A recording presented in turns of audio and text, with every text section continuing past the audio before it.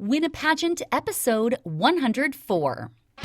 Beauty, Truth, and Grace is your step-by-step pageant training manual. Get your copy of this Amazon best-selling book at winapageant.com/book.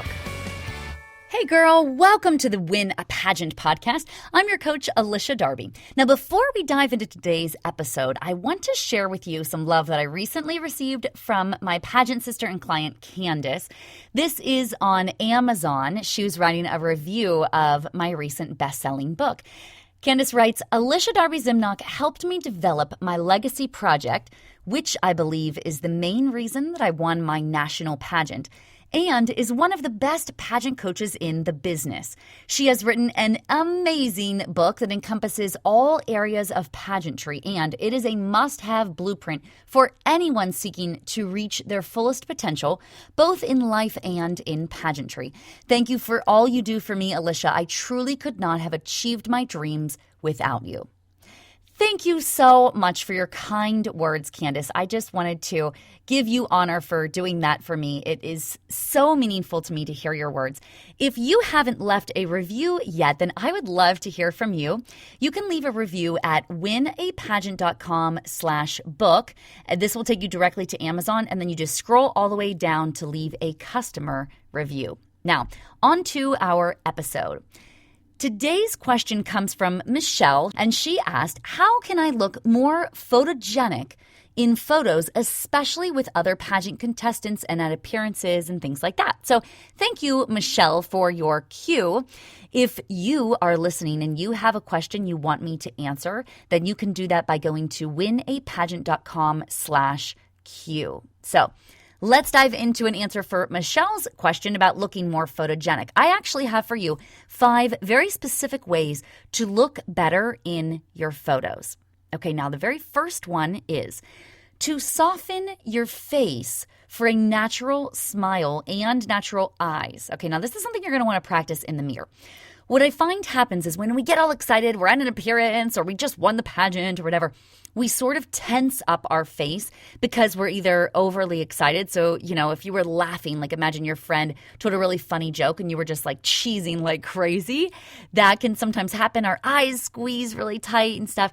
So to make it a little bit more natural, you want to soften your face. You want to think about specifically your mouth and your eyes. So what I recommend is practice this in a mirror. Look away from the mirror and then imagine like you're posing for a picture. Okay, so you smile like you're looking in the camera and then turn to the mirror and look at what it really looks like. Okay. Practice. How does it really feel if you softened the corners of your mouth a little bit? Maybe if you opened your eyes a bit more, closed them a little bit tighter, okay?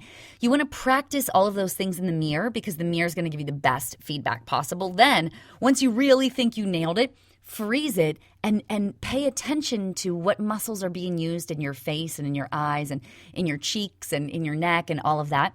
And look away. Then smile, looking away, and look back at the mirror and see if you can nail it, okay? So that's thing number 1. It's really about just practicing in the mirror. The first time that I realized that this is something that I needed to do, I was in high school, and I actually had a friend who called my face 1, 2, 3 picture. He was like, oh, 1, 2, 3 picture. There's Alicia's 1, 2, 3 picture face.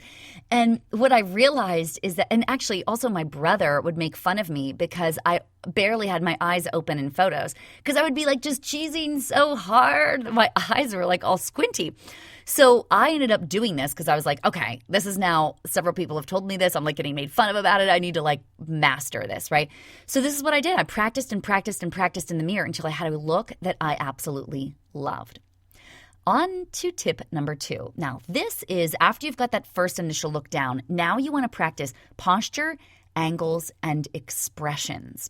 So I've learned what angles my face looks good at, my body, and all of that simply by looking in a mirror, even looking through various photos to see which ones are the best ones for you. Personally, for me, I know that my best look is when I open my mouth just a little bit. I'm not like, showing my teeth and making this big thing, but it's when I have a smile and then I just release my jaw a little bit so that what I'm really doing is making my face longer rather than so round. I have a very round face, but when I open my mouth a little bit and drop my chin slightly, it makes my head a little bit more long, I guess. So I don't know. I like it best. And I know that I've practiced that a million times in the mirror. So that's what works best for me.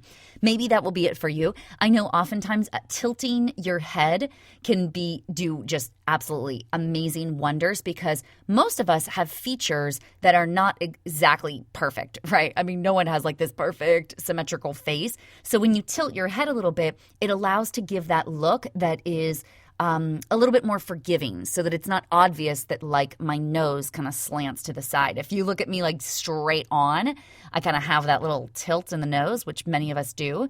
So if I tilt my head a little bit, it's a little bit less noticeable. I'm sharing with you all of my secrets here. Okay. Number 3, the third thing is you want to wear colors that complement your skin tone, okay?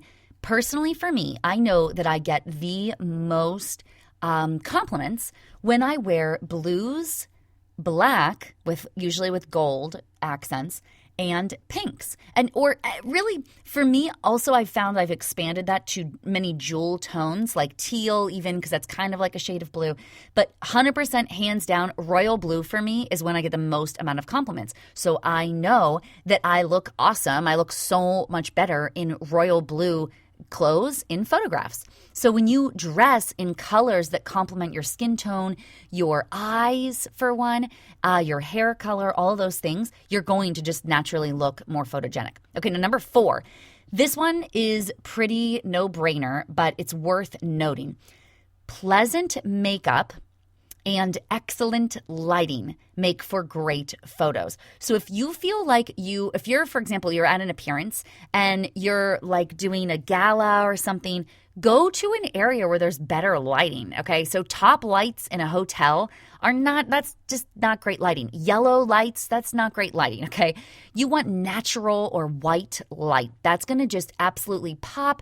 You want the light to also not be a spotlight. It should be more of a soft. Like imagine when you stand next to a window, that light is not being spotlight in. It's more of like filtering through that bigger window, okay? If you stand smack dab in the sun, or in a spotlight, you're going to have shadows throughout your face that's going to make you look older. It's going to intensify wrinkles and things like that we all have in our face, even our features. When there are shadows, it's very apparent. But when you have a soft light, it removes a lot of that. So it makes you look that much more photogenic. And 5th.